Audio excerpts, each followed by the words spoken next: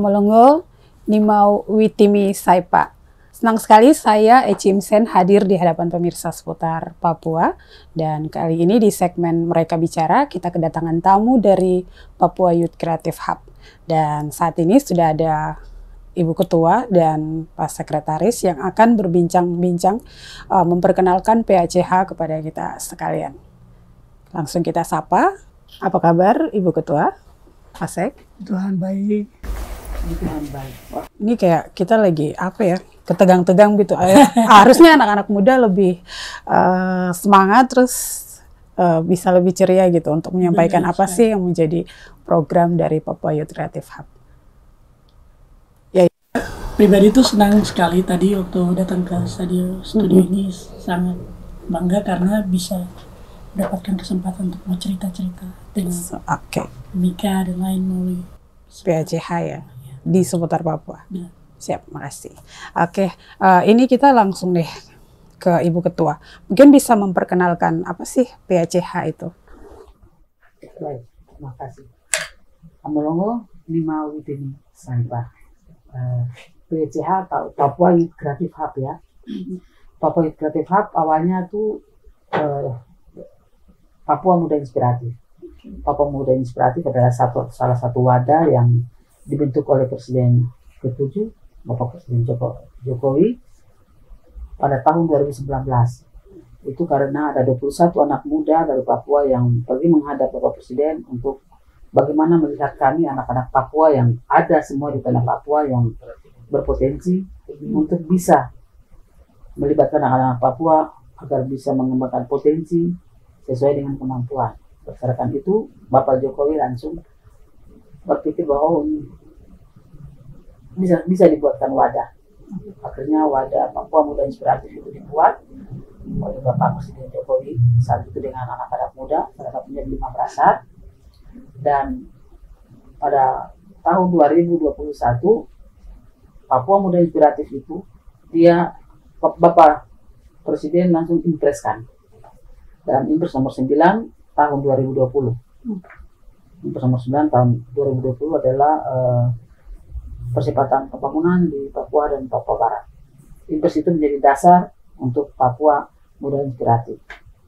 Dan per tahun 2023, tepatnya di bulan Februari, ada peresmian gedung Papua Youth Creative Hub di Jayapura. Saat itulah Papua Muda Inspiratif dia berubah nama menjadi Papua Youth Creative Hub. Tapi sebenarnya sama, cuman kayaknya ke Inggris saja sih.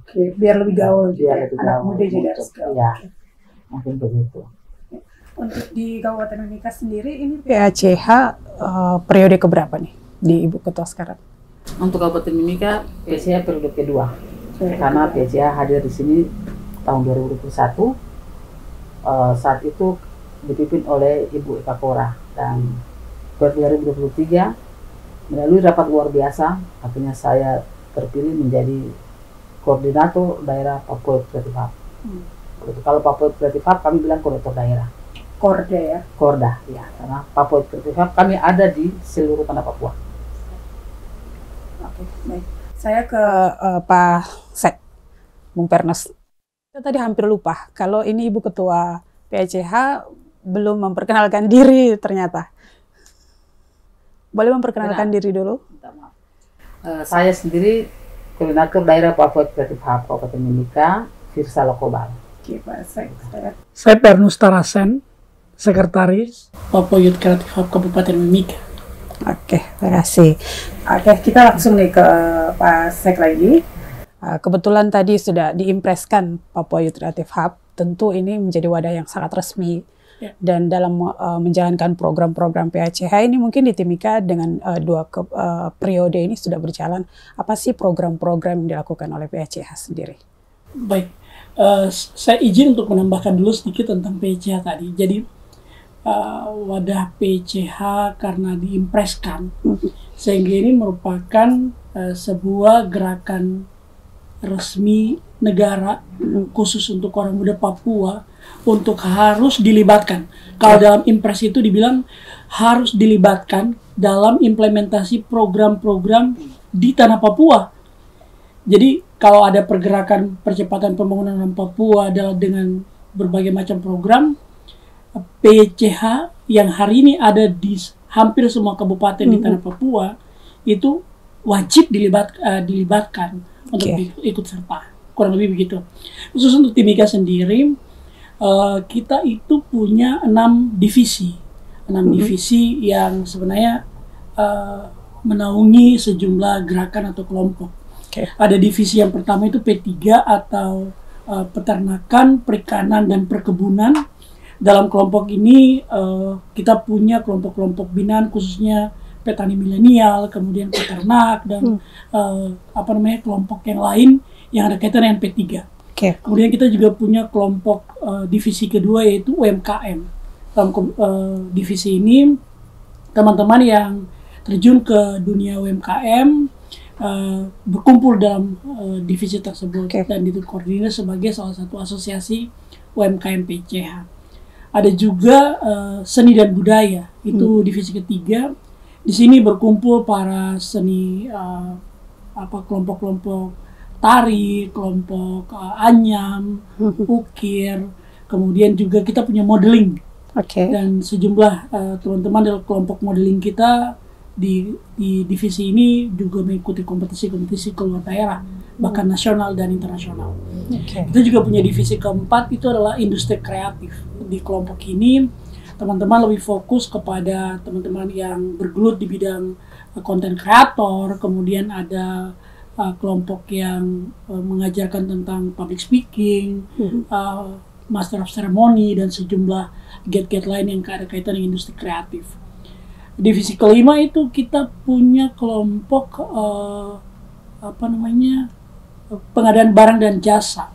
Di kelompok ini semua teman-teman orang muda yang bergerak di dunia kontraktor dan referensi, yang punya CV, kooperasi, khususnya orang muda di bawah naungan kami, itu kita berkumpul, kemudian kita dorong untuk mereka terlibat dalam aktivitas implementasi program di pemerintah. Ya.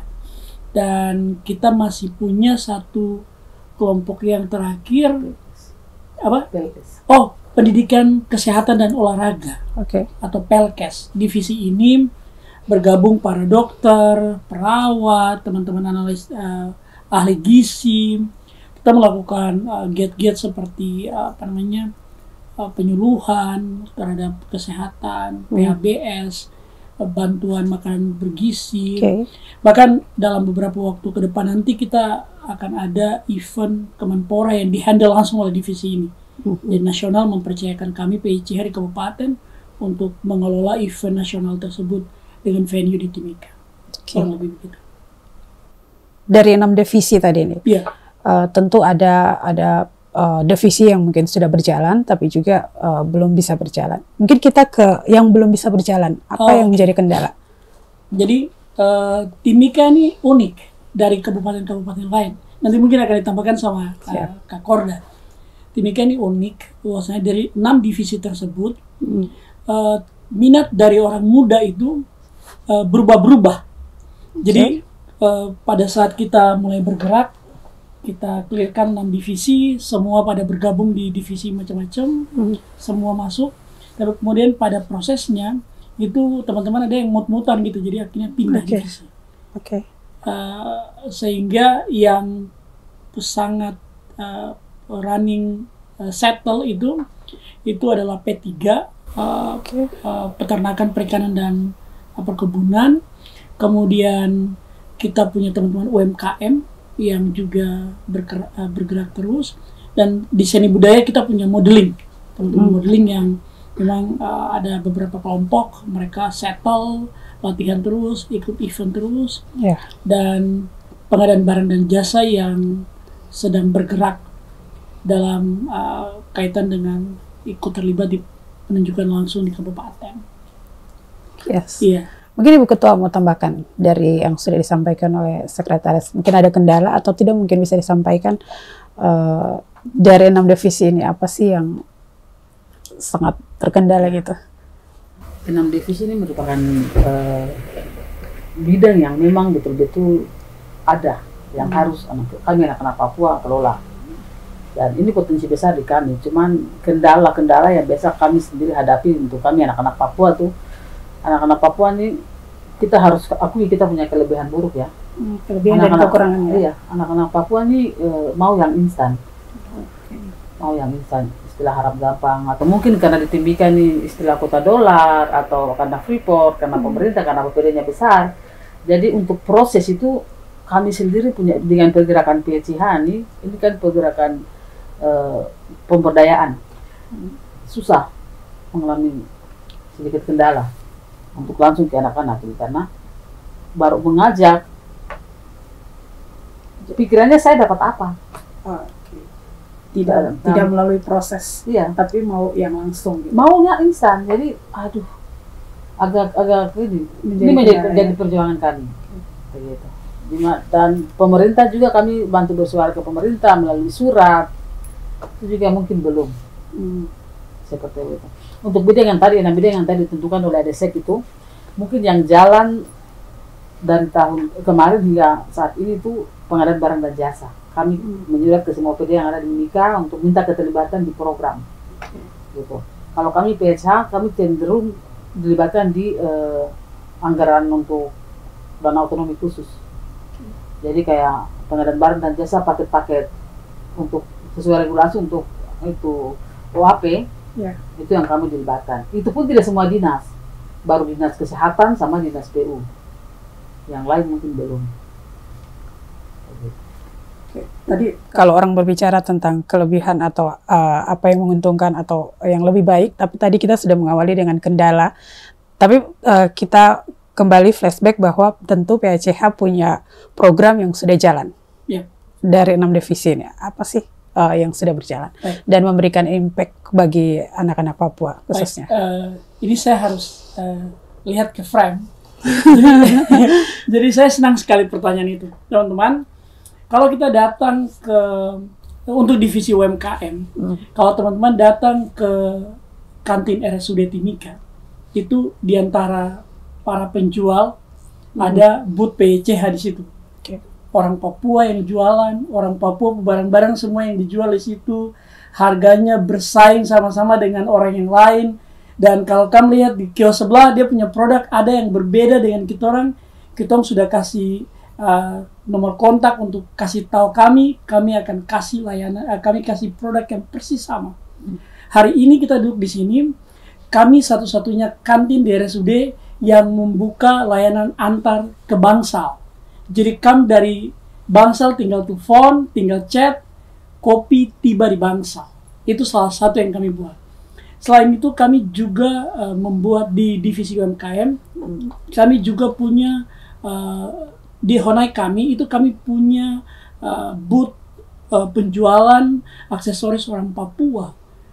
Kalau kamu beli dengan harga paling kompetitif dibuat oleh tangan orang Papua, terasa sama dengan yang sebelah-sebelah yang dibuat oleh tangan orang non Papua, beli di tempat kami harganya pasti sama, bahkan ada diskon-diskon setiap hari. Dan yang paling penting sebenarnya dengan mensupport itu, berkunjung ke sana, kita juga minta untuk di foto-foto terus kasih masuk di Facebook biar kita lebih lebih viral lagi untuk jalan itu. Kita juga punya hari ini satu-satunya dan pertama di Timika layanan cuci motor keliling. Kamu tinggal telepon, tong jalan ke kampung rumah, tong cuci kampung motor kasih bersih, terus kemudian kamu bayar dengan harga yang sama seperti kamu pergi cuci motor di tempat cuci motor yang lain. Nah, ini baru divisi UMKM. Divisi P3, hari ini kita punya sejumlah media atau kolam-kolam biovlog untuk peternakan, perikanan. Kita juga punya beberapa kolam tanah yang sedang dipersiapkan untuk pembibitan ikan nila dan ikan mujair. Kita juga punya beberapa kebun sampel untuk menjadi kelas belajar buat anak-anak Papua yang mau terjun di dunia pertanian di sejumlah lokasi. Kami punya, masih di divisi P3, kami punya lokasi dengan kandang babi 10 kandang dan 2 diantaranya sudah terisi secara swadaya. Kami masih menunggu bantuan dari pemerintah. Kalau kini dibantu berarti semua kandangnya akan penuh. Di sana ada orang kami yang menjaga 24 jam dan memang sudah terlatih untuk memelihara ternak B2 atau babi itu. Di lahan yang sama kami punya kandang yang akhirnya sudah rusak. Kandang ayam petelur dan ayam pedaging. Dan hari ini kami siap secara SDM, kami siap untuk mengelola itu, tapi lagi-lagi kendalanya adalah modal atau support untuk membangun infrastrukturnya, sehingga lokasinya masih kosong. Nanti kalau lewat channel ini ada pemerintah yang mau lihat dan mau turun ke sana, dengan senang hati kita antar. Siapa tahu dengan begitu, ini akan menjadi lahan belajarnya orang muda Papua. Kalau kita bilang orang Papua tidak mampu, kami PJH tidak setuju. Papua mampu, cuman tidak ada tempat untuk kemudian mereka belajar melakukan apa yang dikatakan tidak mampu itu. Pemerintah pakai saja lokasi kami untuk bangun kandang percontohan apakah gitu, dan nanti anak-anak muda belajar di sana. Di divisi Pelkes kita itu secara rutin kita sudah bikin penyuluhan di sekolah-sekolah dengan dana, mohon maaf saya harus bilang, dengan dana pribadi tanpa bantuan pemerintah. Dari dinas kesehatan juga demikian? Tidak ada dinas kesehatan. Tidak ada pemerintah bantu kami untuk bikin kegiatan. Kami bikin dengan dana pribadi, kami pakai dokter yang memang anak Papua, kami pakai perawat, teman-teman analis yang bergerak turun ke sekolah-sekolah untuk menyuluh. Target kami adalah bagaimana kita memotivasi teman-teman Papua yang lain untuk ikut terlibat dan kami.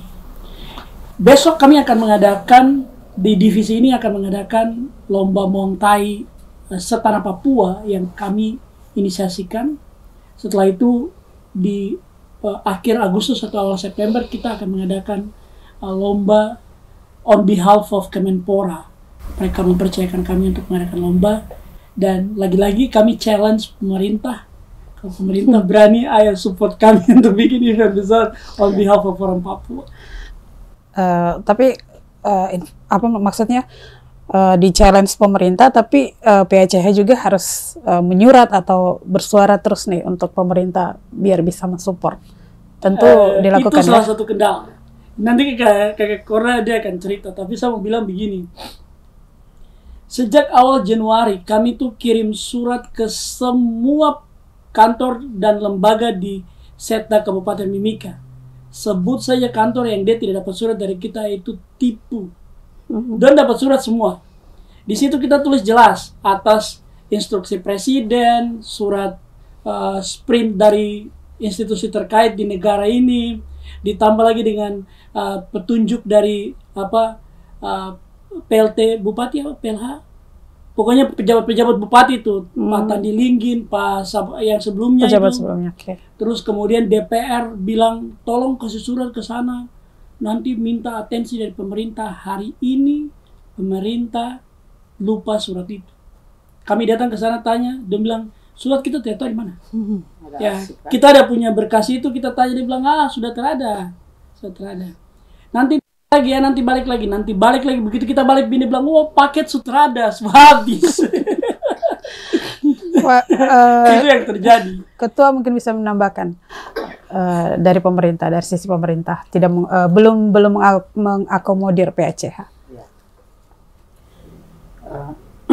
Saya pribadi dari pemerintah daerah sini masih 10% mengakomodir PACH. Kenapa saya bilang 10%? Karena untuk program itu bisa dibilang 100%. Kami punya program, kami masuk ke pemerintah itu berdasarkan Impres nomor 9 tahun 2020, Perpres nomor 24 tahun 2023, berdasarkan keputusan BIN, Badan Intelijen Negara. Kebetulan kami nih punya pendamping itu BIN, Badan Intelijen Negara, dari daerah, provinsi hingga kementerian, kami punya pendamping semua. Berdasarkan perintah arahan-arahan itu, nomor-nomor surat kami masukkan semua. Permintaan 2. Pertama, keterlibatan kami PCH dalam program-program. Yang kedua baru paket PR. Tapi program selama 2 tahun kami belum dilibatkan. Saya tidak tahu di Timika ada program atau tidak di OPD-OPD. Jadi program kami hanya dengar saja, kami hanya lihat di koran, tapi keterlibatan kami anak-anak muda, apalagi Papua Ketifak, sama sekali kami tidak dilibatkan, kecuali paket PL. Paket PL pun baru 2 OPD. Penunjukan langsung ya. Itu penunjukan langsung, itu di bidang pengadaan barang dan jasa. Itu baru 2 OPD. Ada Dinas Kesehatan sama Dinas PU. Yang lainnya belum. Kami harus mengaku belum. Kenapa? Di Timika ini banyak asosiasi ya, banyak wadah pengusaha. Sehingga dengan banyaknya wadah, kalau kami masuk ke OPD, kadang justru wadah-wadah kami ini diobjekkan. Oh, kami sudah rangkul yang ini, kami sudah rangkul yang ini gitu. Yang biasa kami pertanyakan, kalau ada 5 wadah yang ada Timika, mungkin dari OPD punya data.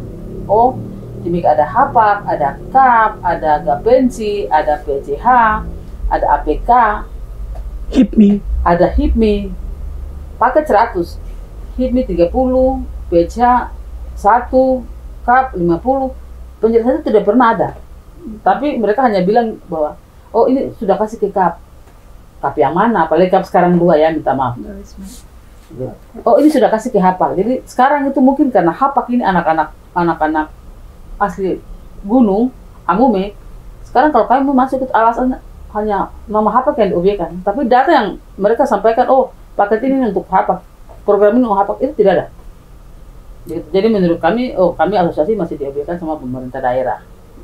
Tapi sebenarnya di PACH semua anak-anak asli itu ada, tidak hanya tergantung 2 suku asli di sini juga kan?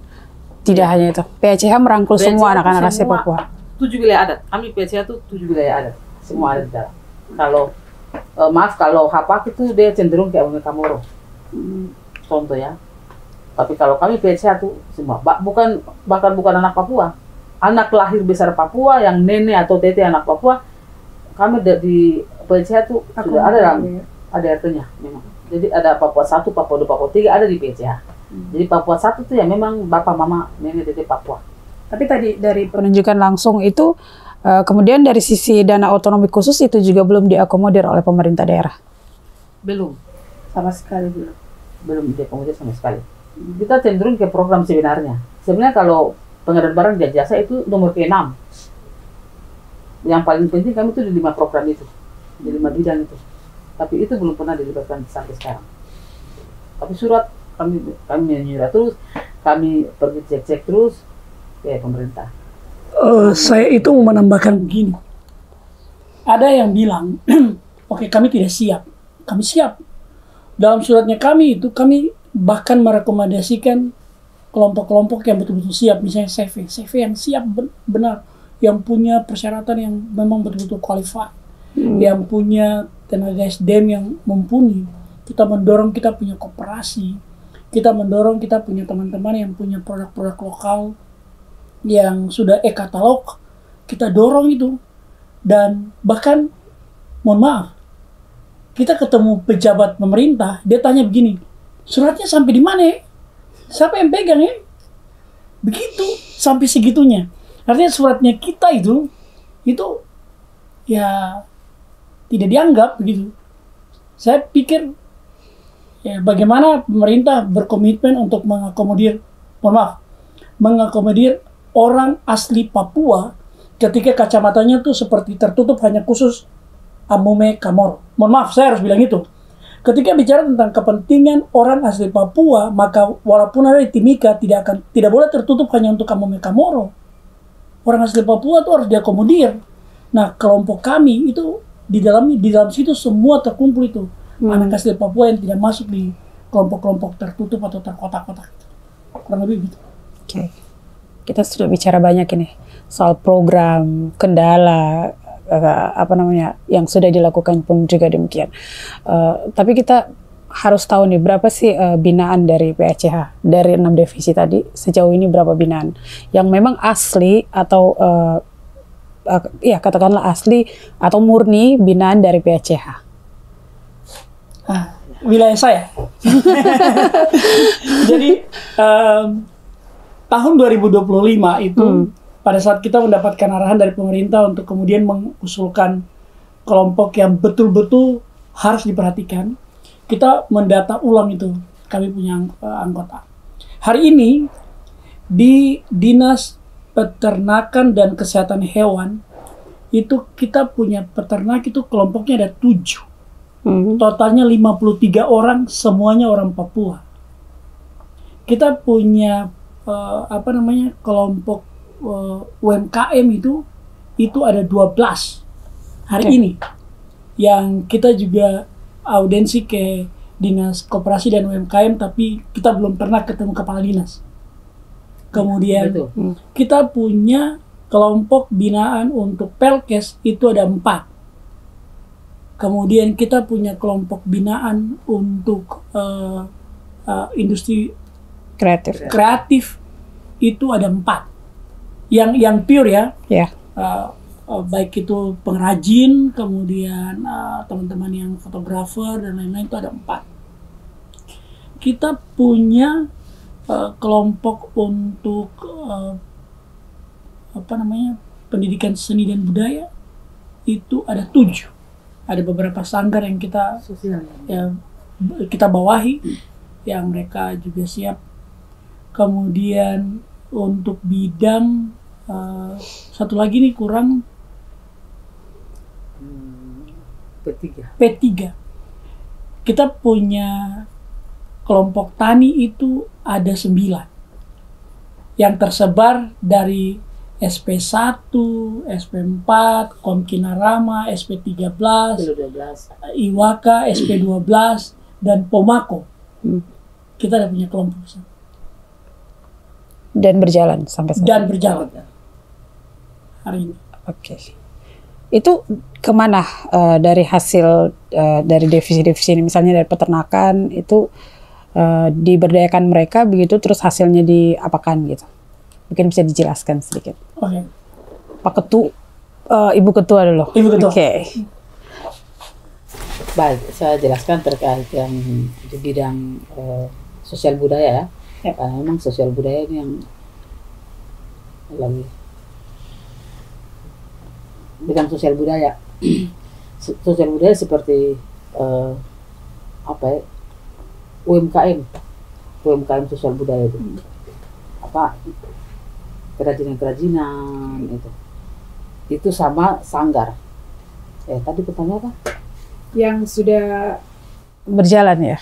Yang sudah berjalan dan yang sudah berdampak gitu. Iya. Kalau ada kegiatan-kegiatan yang menyangkut dengan busana Papua atau busana-busana atau kreativitas, itu sering mereka datang ke UMKM-nya Sosbud. Seperti tadi sudah dijelaskan itu yang ada di Honai. Begitu juga dengan sanggar. Justru sanggar ini yang hidup, bisa tampil, bisa kemana-mana, sehingga ada promosi. Ada ide saja. Oh, kami mau tampil sini, berarti kami harus menampilkan seperti ini. Ada sekitar 4 ya. Ada 4. Kami panggil untuk kami mau tampil nanti di sini dengan busana ini, tapi kreasinya begini-begini. Itu yang kami bisa angkat kami bisa pamerkan di saat tampil. Mungkin seperti itu. Mempromosikan seperti itu. Dan tetap kami angkat bahwa ini beca. Dan kami tetap bilang bahwa ini dari Timika. Program Timika terus. Seperti itu. Kalau dari bidang UMKM, misalnya kami sebut saja etalase kantin di RSUD, itu kami buka kesempatan kepada orang Papua yang punya produk yang mau dijual. Kita kasih kesempatan, ayo sini jual. Jadi nanti yang nonton ini, kalau ada yang mau jualan sesuatu, saya datang dulu ke RSUD, dipikir, saya ini orang Papua ini, saya ada jago bikin kue bolu kukus kah, panada kah begitu. Saya mau taruh di RSUD nih, ayo nggak apa-apa. Di sana kita punya buku yang kita siapkan untuk data jualan teman-teman UMKM. Tapi orang Papua, ya. Karena etalase non Papua sudah banyak nih. Yes. Etalase orang Papua sedikit ya. Jadi itu yang kita lakukan. Kita punya peternakan yang di bawah itu kita cari pasar. Jadi kemarin kita sempat jual beberapa ekor ke tempat lain.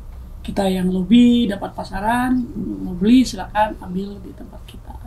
Jadi promosinya kami itu memang belum maksimal lewat media sosial karena teman-teman dari industri kreatif di divisi industri kreatif masih menyiapkan berbagai hal, mereka masih dilema dengan berbagai hal. Tapi secara mulut ke mulut, posting di sosial media pribadi, dan kemudian atas nama PCH kita meneruskan hal-hal yang ada kaitan dengan kelompok kita. Oke. Baik.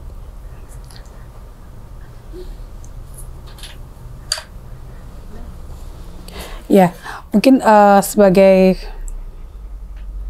yang terakhir, tadi mungkin sudah disampaikan dukungan dari pemerintah untuk bisa lebih membuka mata untuk melihat PACH, tapi itu kita lihat dulu ke nanti ketua yang menyampaikan closing statement, kita ke Pak Sek. Mungkin ajakan buat anak-anak muda asli Papua untuk bisa bergabung dengan PACH. Baik, teman-teman anak muda orang Papua yang ada di Kabupaten Mimika atau yang akan datang ke Kabupaten Mimika, lewat siaran ini saya perlu sampaikan bahwa ada wadah satu yang siap tampung kreativitas, mimpi, dan juga rencana teman-teman untuk masuk di dunia industri kreatif, UMKM, peternakan, perikanan, dan perkebunan, industri barang dan jasa, juga PLKes atau pendidikan kesehatan dan olahraga, maupun juga seni budaya dan industri kreatif. Kalau kamu punya satu dari 6 kelompok divisi kami itu, silakan menghubungi kami di media sosial Papua Youth Creative Hub, baik itu di Facebook maupun di Instagram, atau bisa juga japri nanti Facebook kami, nama saya ada nanti sebentar, jadi taruh di sana, hubungi kami dan dengan senang hati kami akan ajak teman-teman bergabung dan kemudian menuangkan semua kreativitas dan mimpi untuk membangun Timika lebih baik. PCH tumbuh kampung keadilan. Oke. Ibu Ketua terakhir mungkin dari pemerintah sendiri untuk bisa lebih melihat dengan jelas apa yang sudah dilakukan oleh PACH. Dukungannya seperti apa oleh pemerintah? Baik, kami dari Papua Youth Creative Hub daerah Mimika kami sudah lakukan ya. Kami sudah punya program yang kami jalankan di 5 bidang. Program 5 bidang ini sudah jalan dan sedang jalan sampai sekarang. Sehingga kami masih meminta kepada pemerintah daerah Kabupaten Mimika untuk bisa merangkul kami, melibatkan kami dalam program-program yang ada di pemerintah. Karena memang Papua Youth Creative Hub hadir di tanah Papua untuk membantu program-program di pemerintah sesuai dengan Impres nomor 9 tahun 2020. Sehingga saya, Firsal Kobal, mengajak teman-teman anak muda Papua supaya jangan merasa aman dari ancaman yang sebenarnya. Sebenarnya kita merasa aman dari ancaman yang tidak aman. Sehingga mari kita kembangkan tanah yang luas ini, bangunkan tanah yang tidur untuk bisa menghasilkan sesuatu, untuk membuktikan bahwa kami anak-anak Papua bisa menjadi pelaku, bukan penonton. Memang untuk menjadikan anak Papua menjadi pemain atau pelaku bukan penonton, itu juga butuh pemerintah untuk dampingi. Pemerintah hanya dampingi saja, pasti kami bisa. Kita sama-sama berharap bahwa dengan program yang sudah dilakukan oleh Papua Youth Creative Hub bisa membuka mata pemerintah daerah untuk terus mendukung PACH dalam melakukan program-program yang ada di divisinya, 6 divisi, untuk terus berjalan membangun anak-anak muda asli Papua. Akhirnya saya Ecim Sen mohon undur diri. Terima kasih atas kebersamaan Anda. Amulungu, Nimau Itimi Saipa.